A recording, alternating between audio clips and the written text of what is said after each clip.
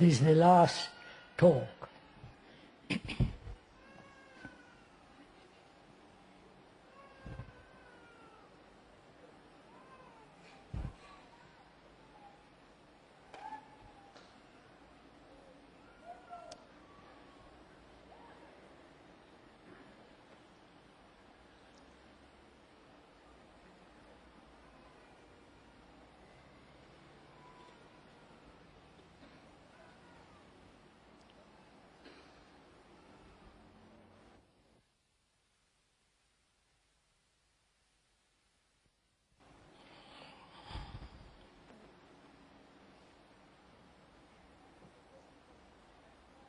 We have been talking about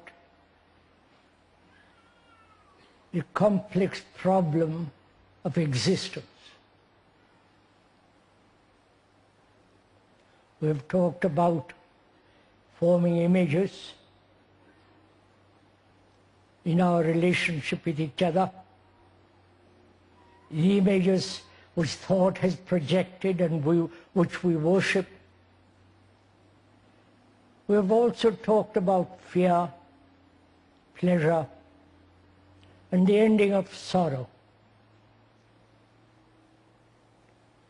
We have also gone into the question of what is love, without all the travail that's involved in that word. We have also talked about compassion with its intelligence. And we ought now, this morning, talk about what is religion. Most of the intellectuals throughout the world shy away from that word.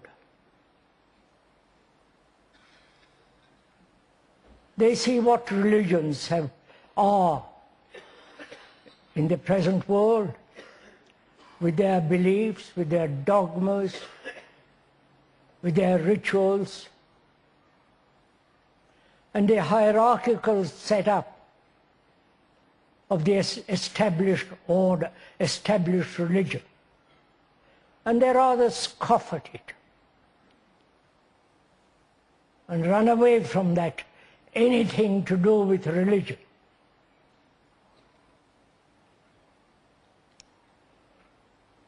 And as they get older and get very near that threshold called death, they begin to revert to their old conditioning. They either become Catholics or pursue some guru or trot off, if they have money, to India or to Japan. And religion throughout the world has lost totally its creditability. It no longer has any significance in daily life. They may go to the marvelous cathedrals, churches, and all the things that go on in it. But their heart isn't in it. The more you examine, the more you criticize, the more one is aware of the whole content of all the religious structure, one becomes very skeptical, very doubtful of the whole business. And so the intellectuals will have nothing to do with it. And those who are not either be treated as romantically, emotionally, or something you go to be entertained. But if one puts aside all the intellectual, the romantic, sentimental attitude towards religion, one can then begin to ask, not with any naivete, but with seriousness, in which is included doubt, one begins to ask, what is religion? Not the mere meaning of that word, the etymological meaning, but deeply, what is religion? Man, from the ancient of times, has always thought that there must be something beyond the ordinary daily life, the ordinary misery, confusion, conflict of daily life. And in his search, he has invented all kinds of philosophies, all kinds of created all kinds of images, from the ancient Egyptians and the ancient Hindus to modern times. But he always gets caught, apparently, in some kind of illusion.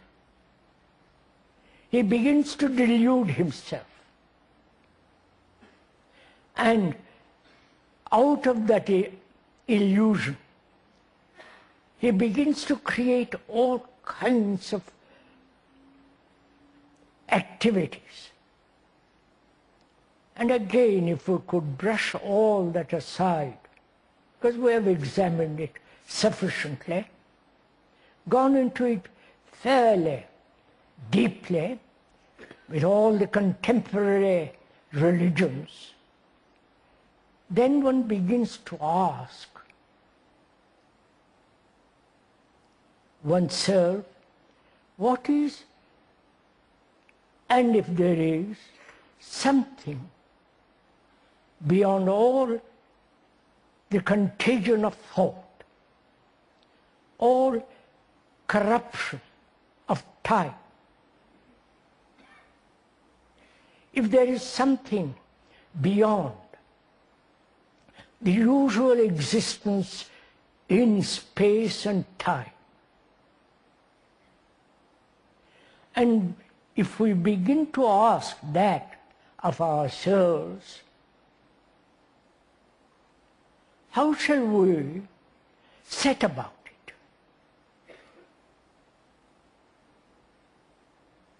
Is any kind of preparation necessary?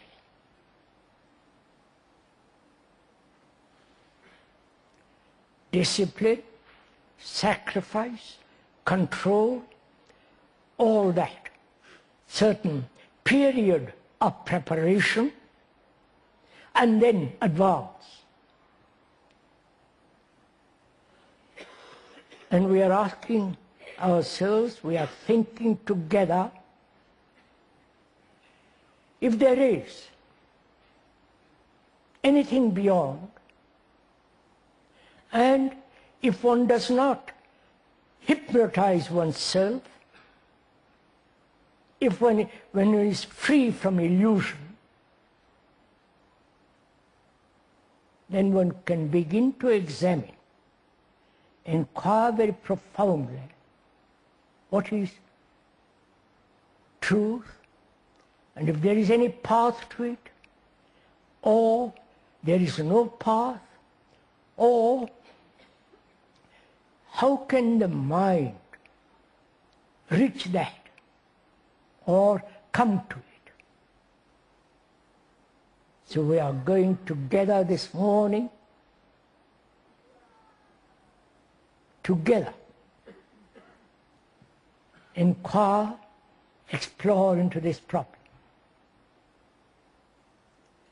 First of all, it's important to understand, is it not, that one should be free of all illusions.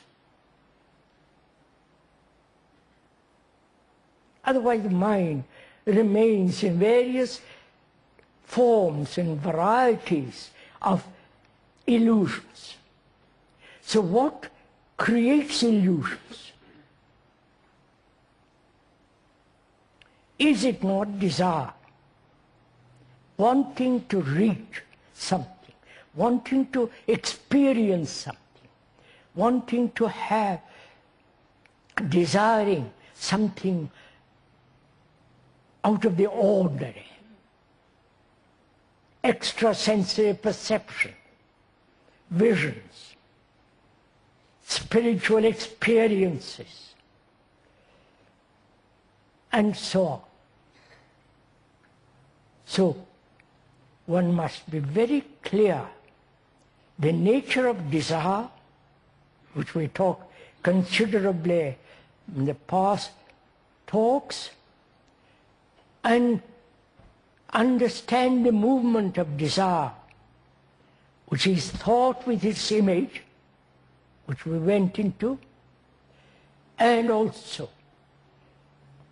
to have no motive in our inquiry. That's very difficult. To have no intention,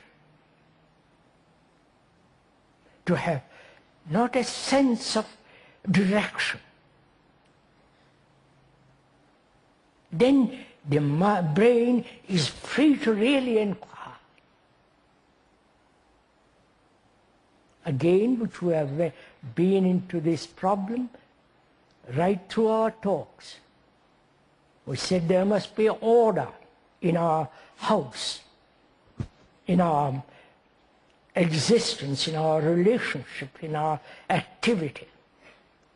Without that order, which is freedom, there can be no virtue. Virtue, righteousness, is not something that is intellectually cultivated. Where there is order, there is virtue. And the order is something that's living, not a routine, a habit. And other point is there something to be learned?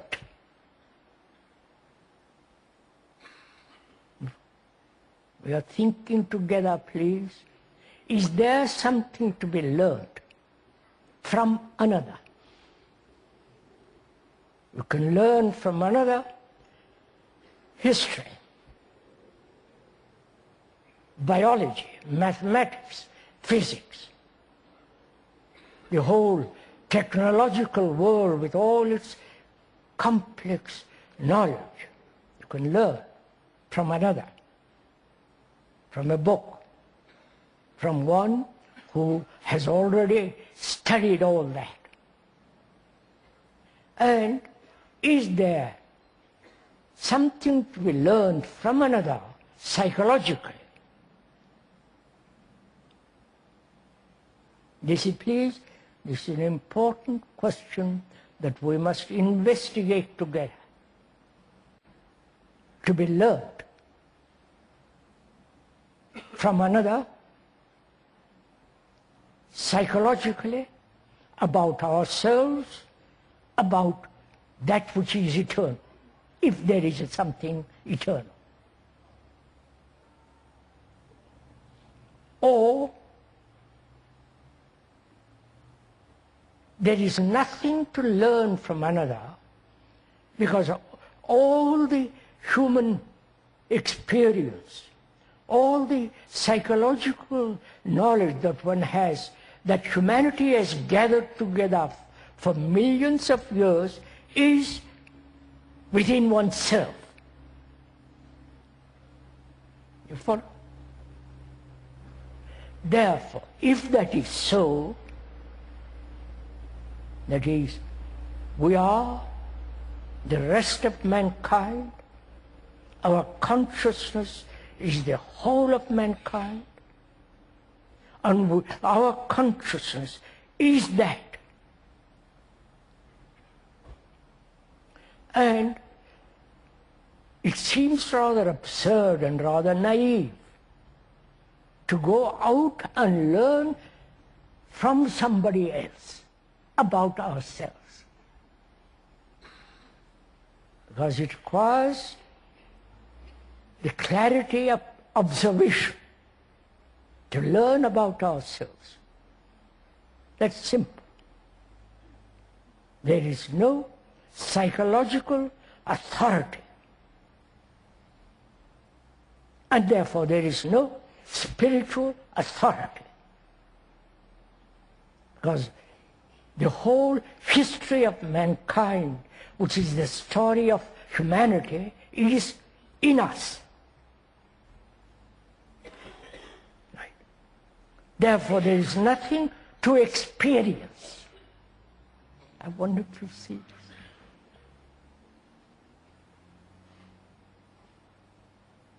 There is nothing to be learned from somebody who says, I know.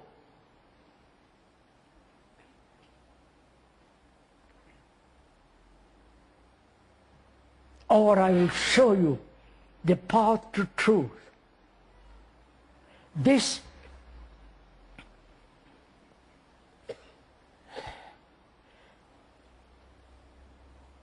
has been the whole trend of the priests throughout the world.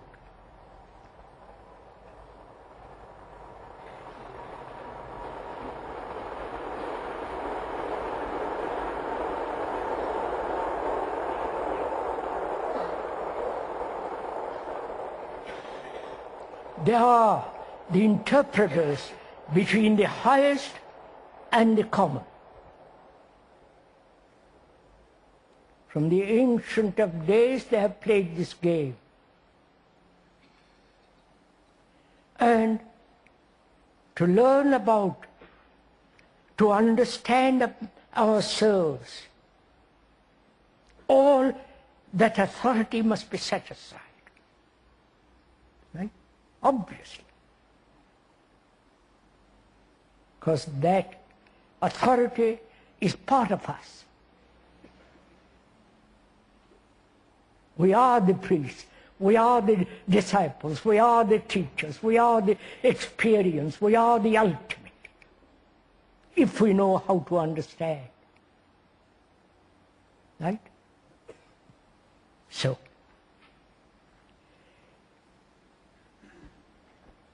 there is nothing to be learned from somebody, including that of the speaker. Especially of the speaker, because one is greatly accepts other people's influence, impressions, right? So one has to be free to inquire. And to inquire very, very deeply, not superficially, because we have done all the superficial inquiry during the last 6 or 6 years, and we have come to the point when we say we have more or less established order in our life, more or less, right? And as we go along, we'll establish greater order.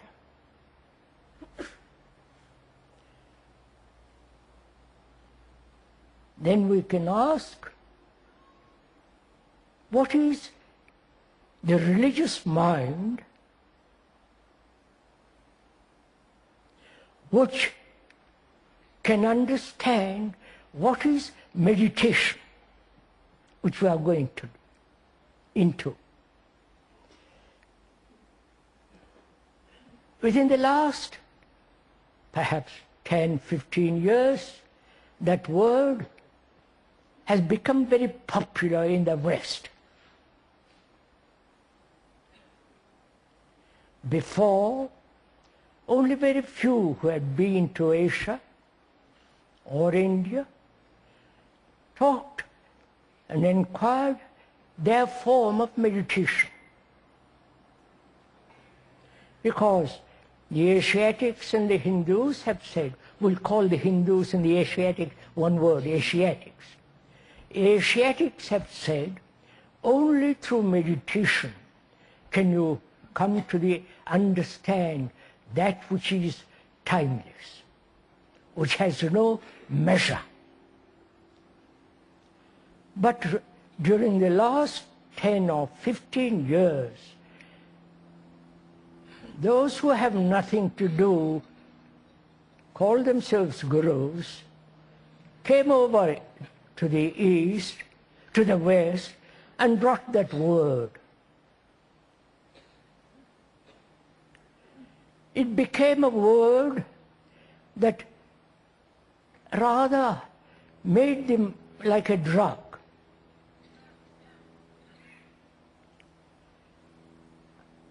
The word meditation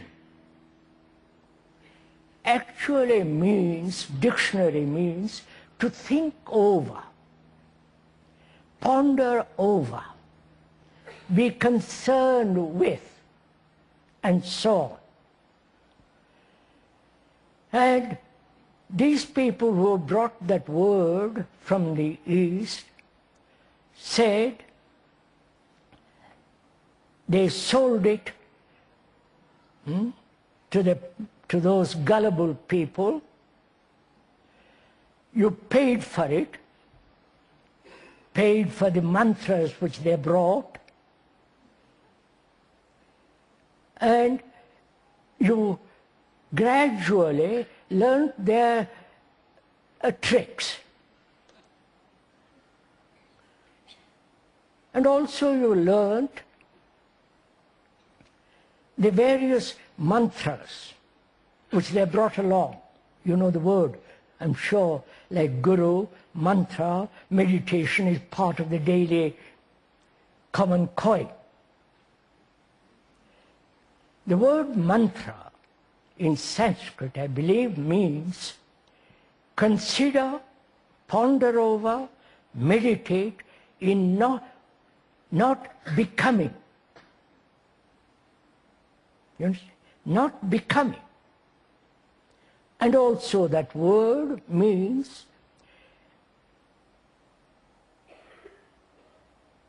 put aside all self-centered activity.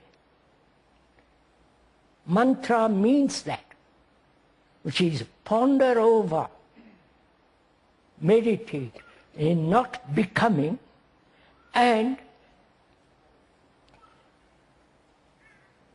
put away altogether the self-centered activity. Right? That's the real meaning of that word mantra. You cannot sell that. You cannot go to somebody and say, give me money and I'll tell you. And those who have people who have done it have become enormously rich people. It has become something commercial. And also, there have been various systems of meditation. The Tibetan, the Hindu, the Japanese, Zen, and so on and so on. Right?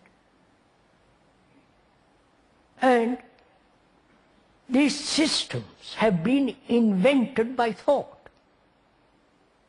obviously.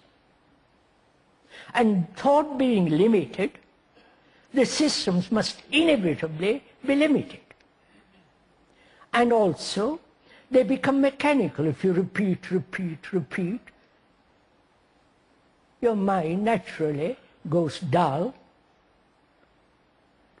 rather stupid, and utterly gullible. Right? It's common sense, all this.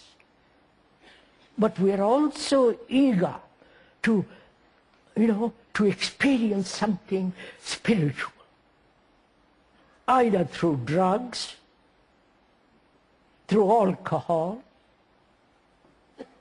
or follow a system that you hope will give you some kind of exciting experience.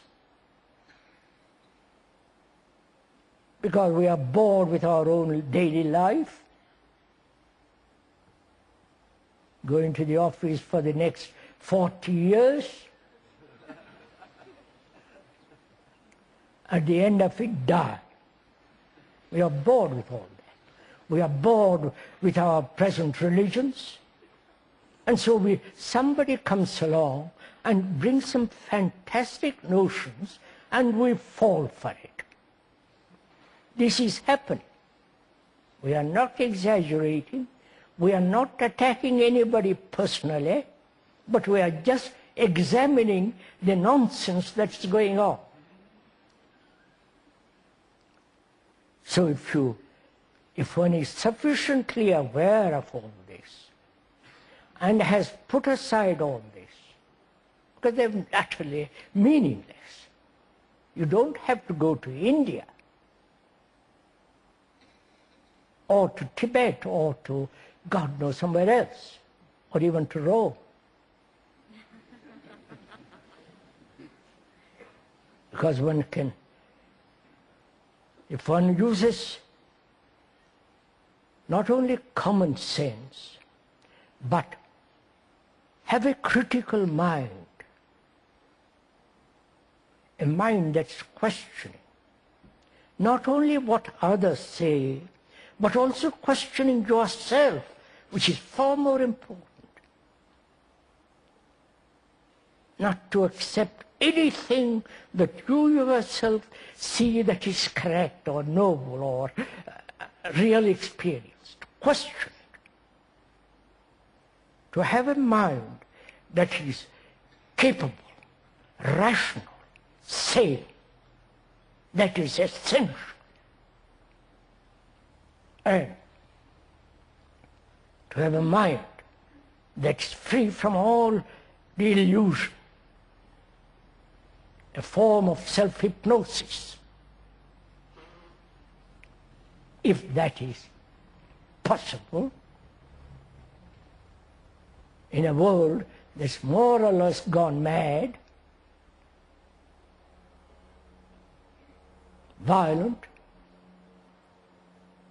terror, wars, the atomic bomb, and the computer that is going to take over all the activities of thought. Then what is a human being? The human being has lived on thought. All the architecture, all the music, the things that are inside the churches, temples and mosques, they're all put there by thought, invented by thought. All our relationship is based on thought. Though we say, I love you, it is still part of the image which thought has created about another. So thought to us is astonishingly important.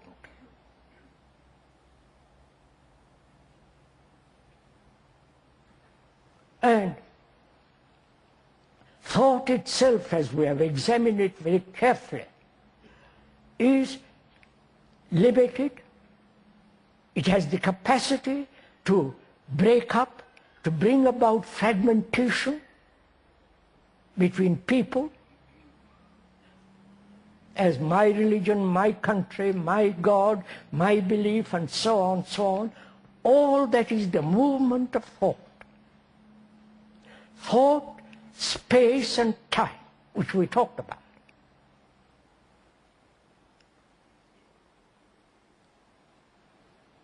Now, together, if we have gone that far, then we can begin to examine what is actually meditation. The Christian form of that is contemplation. Contemplation is different from meditation. Meditation is the capacity of the brain which is no longer functioning partially, which you talked about also, but brain that has freed itself from its conditioning and therefore functioning as a whole.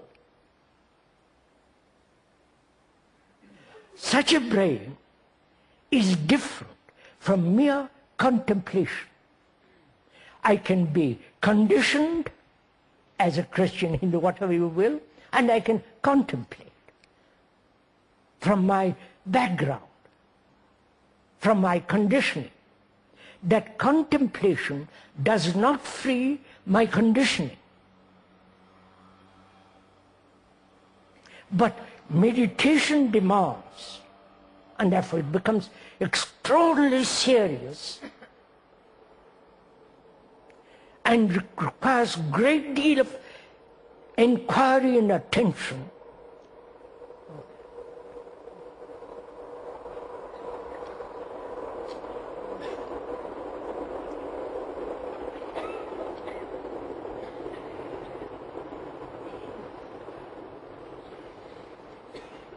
It requires a great deal of attention, not to function partially, which we again explain carefully.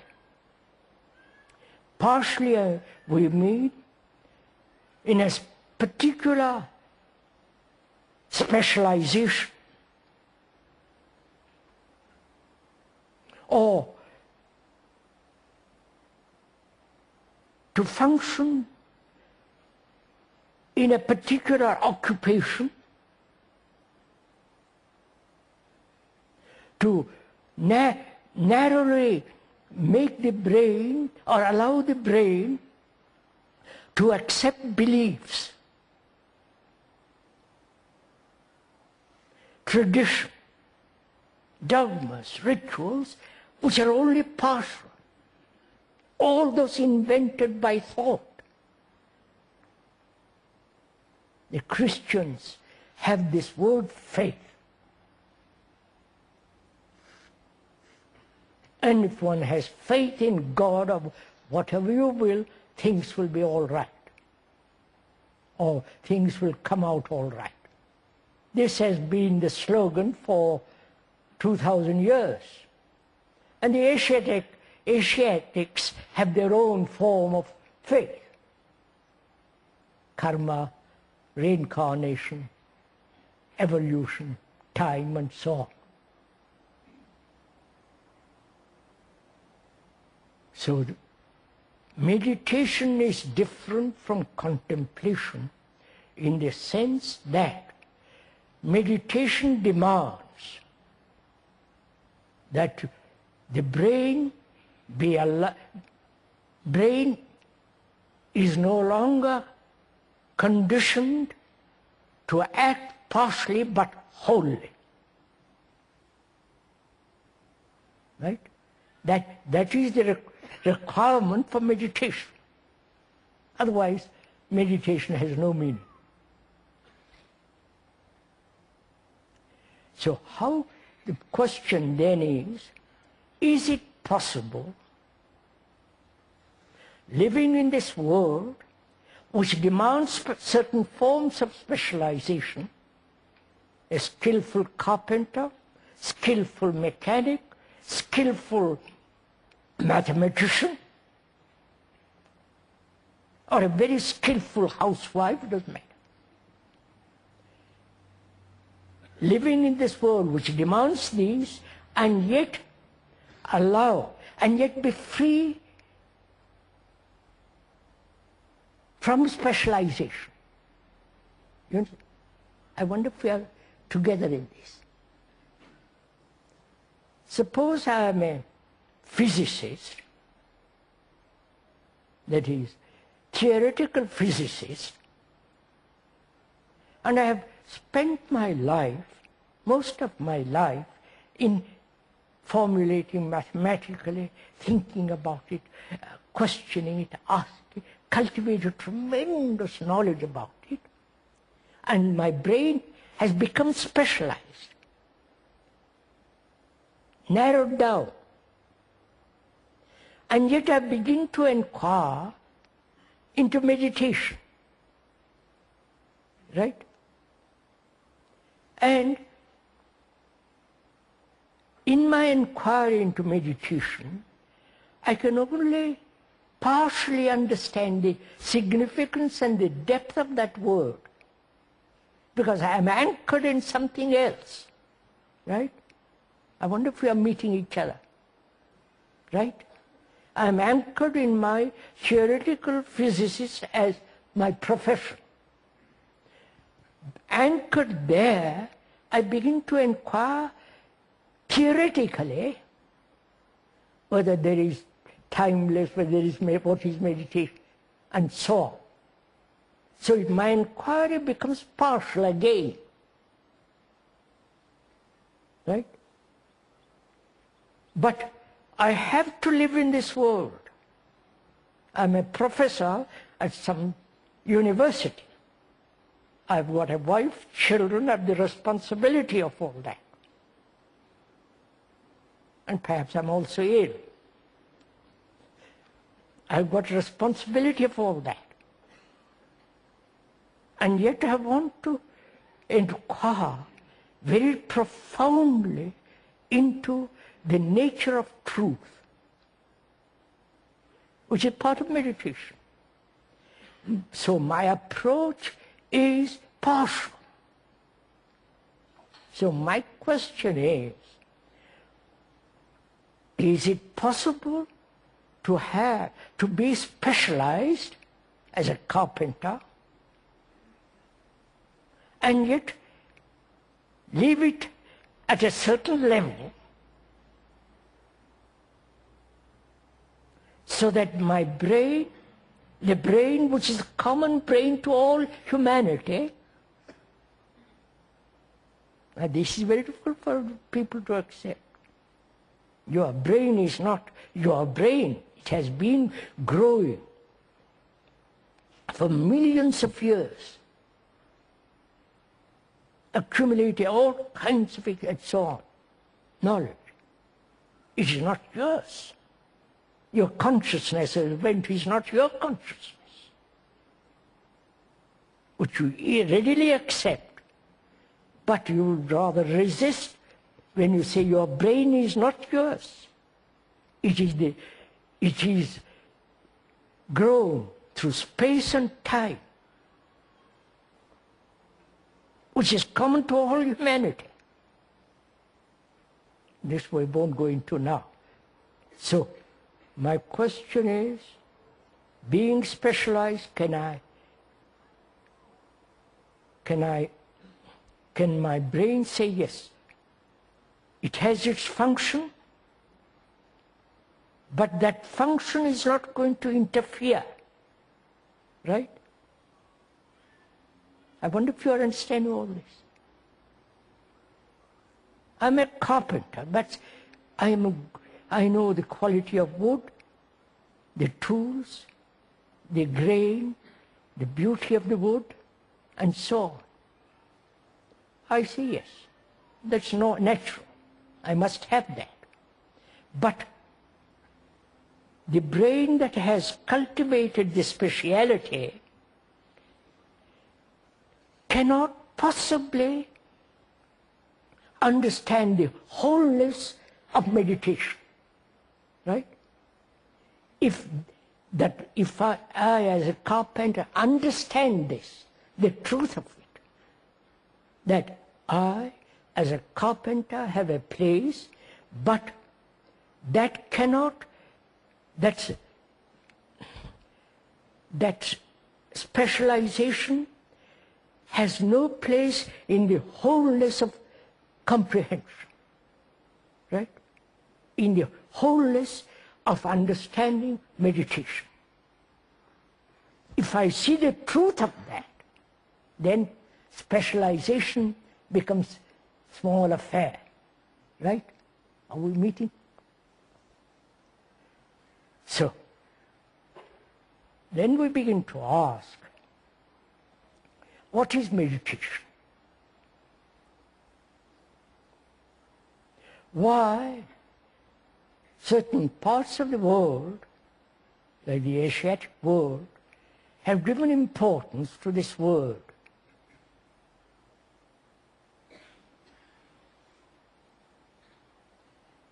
Asia is not geographically separate from the rest of the world. It's geographically separate. But Asia is you and me, right? Because we are part of humanity, part of our consciousness. We are the rest of humanity. So when one part of humanity has given a great deal of time, from 2,000 or 3,000, 4,000 years, as the Egyptians have done, as the Hindus have done, it's part of our inquiry to find out.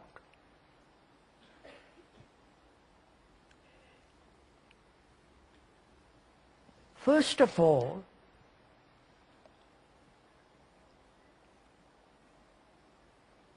meditation demands attention, right? To attain, which is to give your whole capacity, energy, in observation.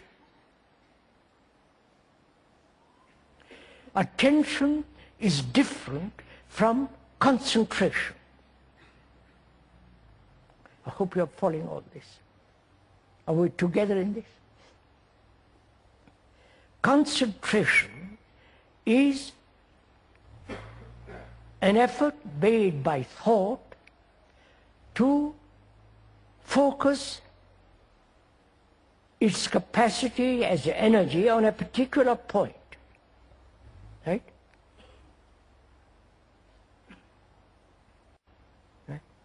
That is concentration. When you are in a school, the teacher says concentrate on your book. Don't look out of the window, look at your beastly book. And concentrate, you are trained to concentrate. That is to bring all your energy to a particular point, which means in that concentration you are not allowing any kind of other thoughts to interfere, right? That is to control. Concentration implies controlling thought, not to wander away, right? I hope you're following. But to focus your thought on a particular subject, on a particular page, on a particular picture, which is thought says that it's important to focus my attention, focus my energy on that, right? It is the operation of thought. I wonder if you're, right? Are we me? It's the operation of thought in which there is compulsion, control, which says, look. So in concentration, please understand this carefully if you don't mind. In concentration, there is the controller and the controlled, right? my thought is wandering off, I say it should not wander off. I bring it back, the controller, who says I must concentrate on this. So there is a controller and the controlled. Right? Who is the controller? The controller is part of thought. The controller is the past. Right? The controller who says, I have learned a great deal, and it's important for me, the controller, to control thought. That is, thought has divided itself as the controller and the controlled. So that it's a trick that thought is playing upon itself. I wonder if you see all this. Right? Please, we must understand this very carefully, because in attention there is no controller, nor the control. There is only attention. So it requires a careful examination into the nature of concentration with its controller and the control. Right? All our life there is this controller. I must do this, I must not do that. I must control my desires, control my anger, control my impetus, control. Therefore, I gradually learn to inhibit myself. And there are those people who say, don't inhibit, do whatever you like. Right? That's the game also being played by the gurus. So, one must be very clear in understanding what is concentration and what is attention. As we are pointing out, in attention, that is to attend, there is no control. Please understand this, because as we're going to find out presently, is there a way of living our daily life in which there is no control? Right? As part of meditation. I wonder if is a question one must ask oneself. Is there in daily existence a way of living in which every form of control doesn't exist at all? Because control means effort. Control means division between the controller and the controlled. I'm angry, I must control my anger. I smoke, I must not smoke, and I must resist smoking. Right? And so on, so on, so on. What we are saying is something totally different, and therefore it may be misunderstood and may be rejected altogether, which is very common, because we say, well, all life is control. If you don't control, you will become permissive, nonsensical, it has no meaning. Therefore you must control. Right? Religions, philosophy, your teachers, your family, mother, control. But we have never inquired into who is the controller.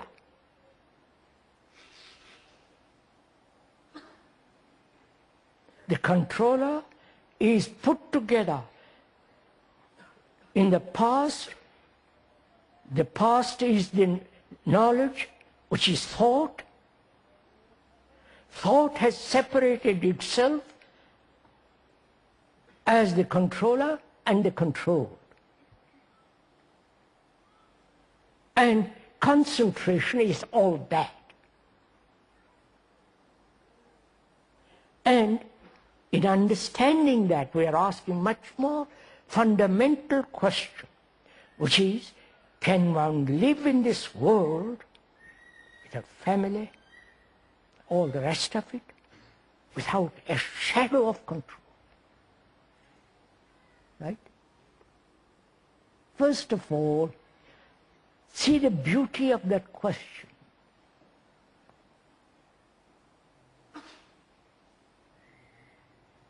Because our brain is trained for 1,000 years to inhibit, to control.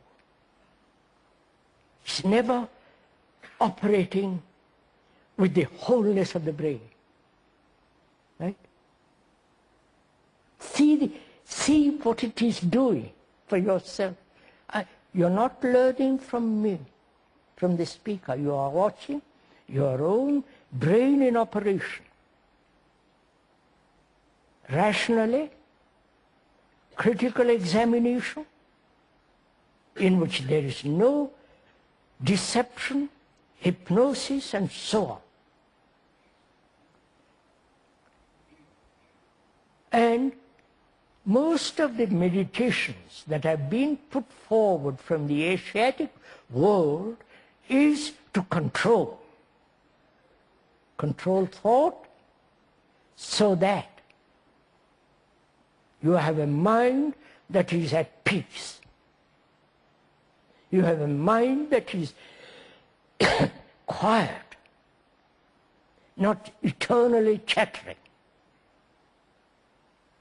Because silence, quietness, absolute stillness of the mind, brain is necessary in order to perceive.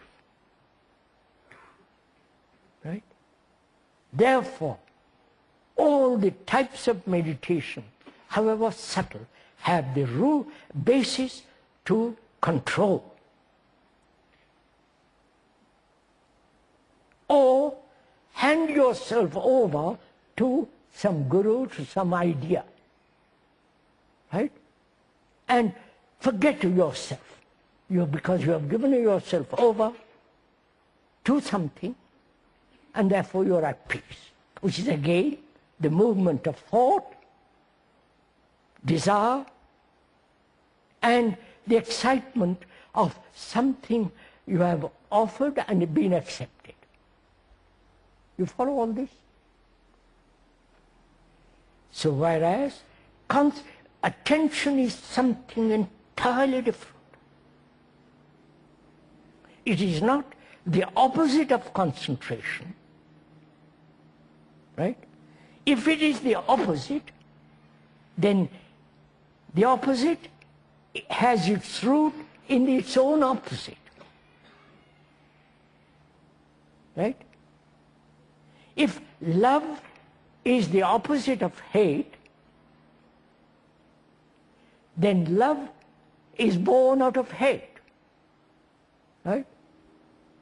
I wonder if you see this. Any opposite has its root in its own opposite. So we are saying that attention is not the opposite of concentration. It has totally divorced from it. So we are going to inquire together what is attention. Does it need effort? Right? That is one of our principal activities. I must make an effort. I am lazy. I don't want to get up this morning, but I must get up. Make an effort. Right? I don't want to do something, but I must. I'm getting tired of this.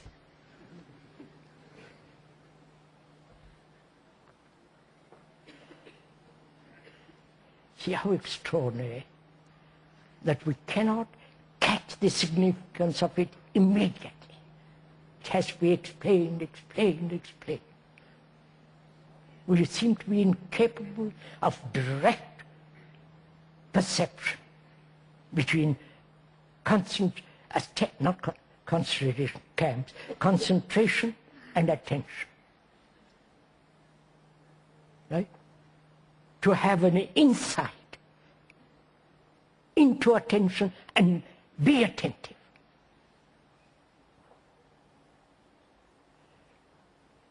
Well, we'll go into it.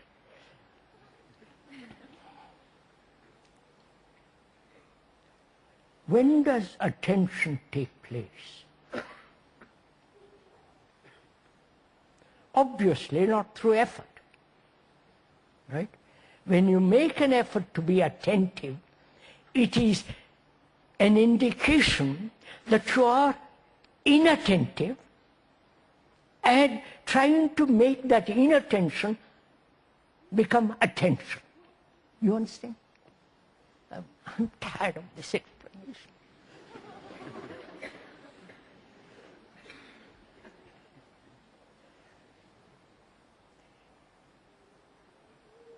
Personally, I've never learned about any of all this nonsense.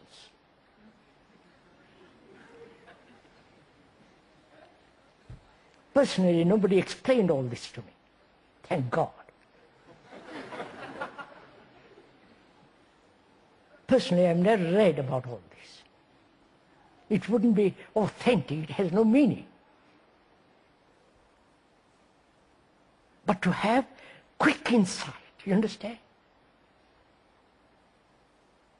To see instantly the falseness of all religious organizations, all of them. And therefore, you're out of it. To see instantly that the observer is the observed. And therefore, no effort is, it's so. It's only effort exists when there's division. You follow? So, does it indicate our brains have become so dull? Because we have been trained, you follow? So that it has lost its pristine quickness. Its capacity to see directly and without all the explanations and words. But unfortunately, one has to go into this because our minds, our brains cannot grasp instantly, for example, that truth has no path. You understand?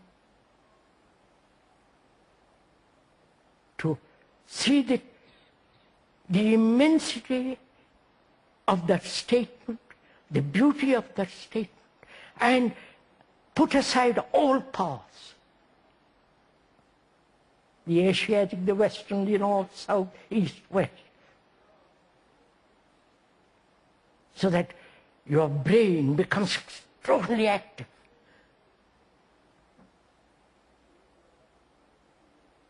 One of the difficulties is that we are becoming mechanical. The computer is learning more quickly than we are learning. The computer can go so far ahead of us.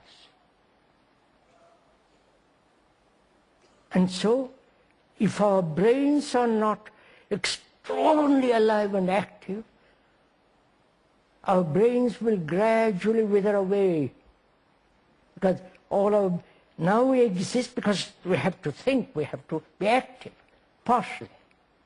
But when that computer can take all the work, all the thought, most of the thought, and operate at a rapidity which the brain cannot, then the brain is going to wither. You understand? Please realize all this. This is happening. It's not an exaggerated statement of the speaker. It is happening now. We are unaware of it. So, we are inquiring into what is attention. In concentration, there is always a center from which you are acting. Right? You can see it. Right? It's clear. When I concentrate, I am concentrating for some benefit, for some deep-rooted motive, for something to gain and so on, which is from a center I am observing. Whereas in attention, there is no center at all.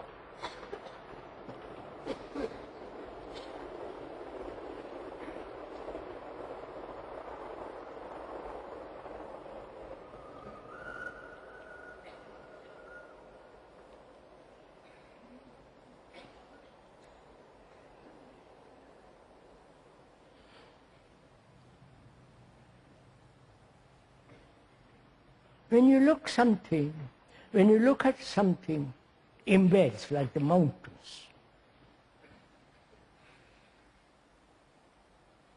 their extraordinary majesty, the beauty of the valley, the line against the blue sky, the beauty of it, for a moment drives out the center. Haven't you noticed this? And you are, for a second, stunned by the greatness of it.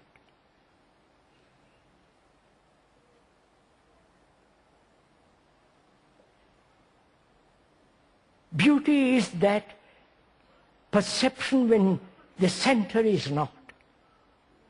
You understand? You understand? Like a child given a toy, he's so absorbed by the toy, he's no longer being mischievous, he's completely with the toy. But he breaks the toy and he's back to himself. Right? So most of us are absorbed by various toys. And when the toys go, we are back to ourselves. Now, in the understanding of ourselves without the toy, right? That understanding without any direction, without any motive, that very understanding is the freedom from specialization which makes the whole of the brain active. Now, the whole of the brain, when it's active, is total attention. Right? Look, I point out something else.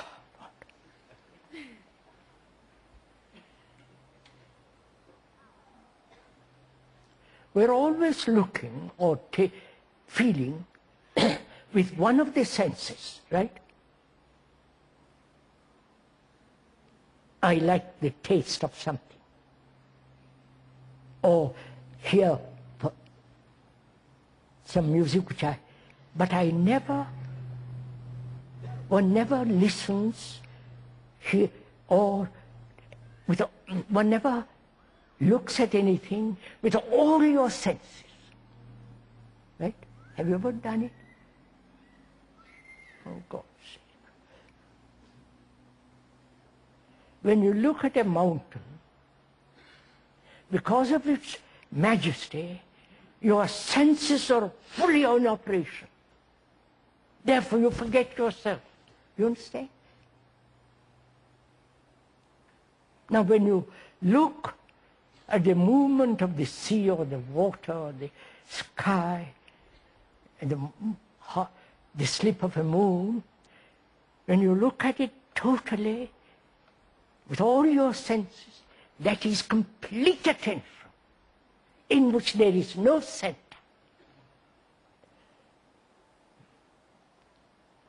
Which means that attention is total silence of the brain that is no longer chattering, completely still.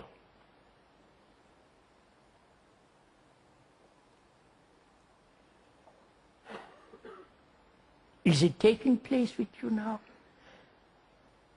Is your brain completely still?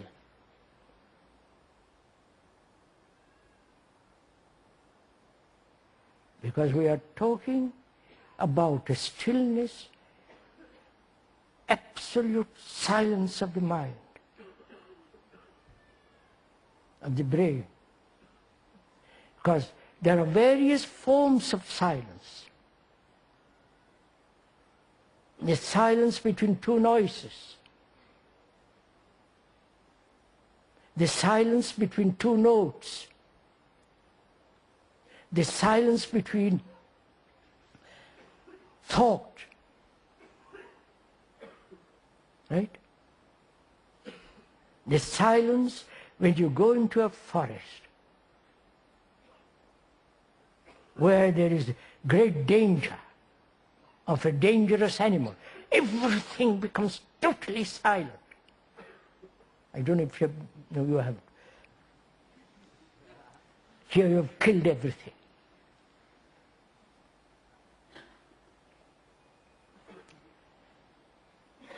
So, this silence is not put together by thought or through fear. When you are really frightened, your whole body, your nerves, your brain becomes... Haven't you noticed it?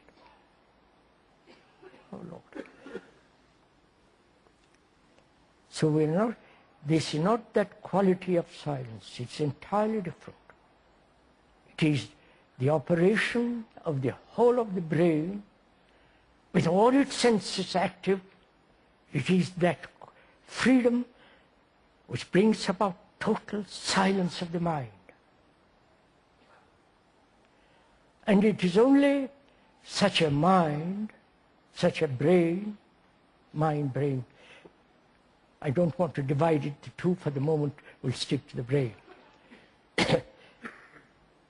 Such a brain that is absolutely quiet,